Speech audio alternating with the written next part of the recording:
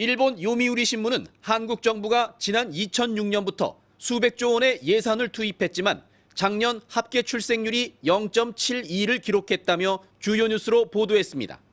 저출생의 원인으로는 급등한 집값과 사교육비를 지적했습니다. 니온 게이자이 신문도 한국의 저출생 문제는 복합적인 요인이 얽혀 있다며 육아와 양립이 어려운 노동 환경과 수도권 인구 집중 등을 주요 문제점으로 꼽았습니다. 심각성 측면에서 앞서가는 한국의 출생률이 일본의 저출생 대책에 참고가 될 것이라는 말도 덧붙였습니다. 일본 방송사들도 충격적인 출생률 뉴스를 비중 있게 보도했습니다.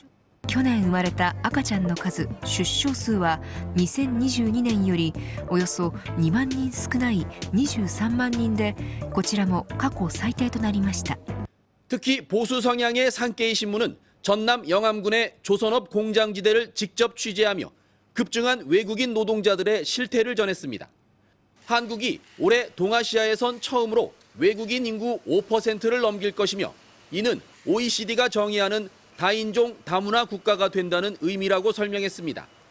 영국 BBC 역시 전 세계가 저출산 문제를 겪고 있지만 한국처럼 극단적인 사례는 없다며 특히 사교육 문제를 집중적으로 거론했습니다. 작년 우리나라 신생아는 23만 명이었지만 일본은 75만 명이 넘었습니다. 일본도 저출생 위기를 겪고 있지만 더 절박한 한국을 보면서 위로를 얻는 모양입니다. 도쿄에서 MBC 뉴스 현영준입니다. 세 자녀 가구 모든 대학 등록금 무료, 소득 제한 없는 아동수당 확대, 남성 육아휴직 수당 증대. 작년 말 일본 정부가 발표한 파격적인 저출산 대책을 시행하려면 해마다 우리 돈 30조 원이 넘는 예산이 필요합니다. 일본 정부는 이 돈을 마련하기 위해 오는 2028년부터 74세 이하 노인을 포함한 모든 국민들에게 매달 500엔씩 저출산 지원금을 의료보험료에 포함해 징수하겠다고 밝혔습니다. 한 달에 500엔이면 우리 돈 4,500원이 채 안 되는 금액으로 담배 한 갑 가격이지만 사실상 세금을 늘리는 것 아니냐는 반발이 쏟아졌습니다. 国民に負担を求める子育て増税ではありませんか。賃上げと歳出改革によって実質的なこの負担は生じないということを申し上げております。増税ではありません。 기시다 총리는 신년 연설에서 3%가 넘는 임금 인상을 기업들에게 요청했는데 임금이 오르면 월 500엔 정도는 부담이 없다는 논리입니다. 그럼에도 불구하고 공영방송 NHK 조사 결과 일본 국민 64%가 저출산 지원금 징수에 반대하는 것으로 나타났습니다. 取らなくていいと思います。そんなの逆にもらいたいです。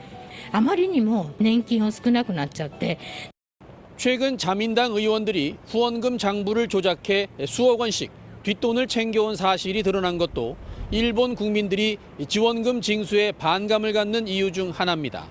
도쿄에서 MBC 뉴스 현영준입니다. 인구 69만 명인 도쿄 아다치구의 한 버스 정류장입니다. 수십 년간 운행하던 한 버스 노선이 오는 3월 말 폐지된다는 안내문이 붙었습니다. 番の電車で駅まで竹の塚の駅まで行って竹の塚の駅からバスです。遠回りになりますからこのまま直接行けるのとは違いますのでやっぱり不便ですね。 버스 승객이 적지 않은 노선이지만 버스 기사가 부족해 결국 노선을 폐지하게 됐습니다. 運転手不足等の取材というのが当社だけの問題ではなく全国の路線バス会社業界でそういう状況ですので 지방의 상황은 더 심각합니다. 오사카 도미타린시의 100년 된 버스 회사 금강버스는 지난달 모든 노선을 폐지하고 회사 문을 닫았습니다. 역시 버스 기사 부족이 원인이었습니다. 2023년 한 해만 일본 민영 버스 회사 127곳 가운데 80%가 일부 노선을 폐지하거나 감편했고 이 때문에 약 10%의 버스가 사라졌다는 통계가 나왔습니다. 일본 버스협회는 이대로라면 오는 2030년엔 약 3만 6천 명의 버스 기사가 부족할 것이라는 자체 조사 결과를 내놨습니다. 이 때문에 일본 정부는 외국인을 버스 기사로 채용하는 방안을 적극 검토하고 있습니다. 일본 경시청은 지난달부터 외국어로 운전면허 시험을 볼 수 있도록 정책을 바꿔 영어는 물론 중국어와 한국어, 태국어와 베트남어, 미얀마어 등 20개 언어로 된 학과 시험 문제를 배포했습니다. 버스기사나 택시기사를 외국인 특별 재류 자격 조건으로 인정하는 방안도 추진 중입니다. 일본의 장기화된 저출생 탓에 관광과 의료, 건설 등 모든 분야에서 인력 부족을 겪고 있지만 근무 시간이 길고 급여 수준이 낮은 운수 분야가 유독 절박한 상황에 처했습니다. 일본 정부는 지난달 근본적인 저출생 문제 해결을 위해 세자녀 가정 대학 등록금 무료, 고등학교 무상 교육 등 장려 정책을 쏟아냈습니다. 社会全体で子ども子育て世帯を応援する機運を高めていくことが必要です。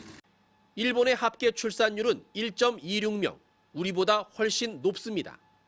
그럼에도 일본 정부는 젊은 층이 미래에 대한 희망을 갖고 결혼해 아이를 낳을 수 있는 사회를 만들지 않는 한 저출생 추세를 반전시키기 어렵다며 파격적인 정책을 계속 내놓고 있습니다. 도쿄에서 MBC 뉴스 현영준입니다.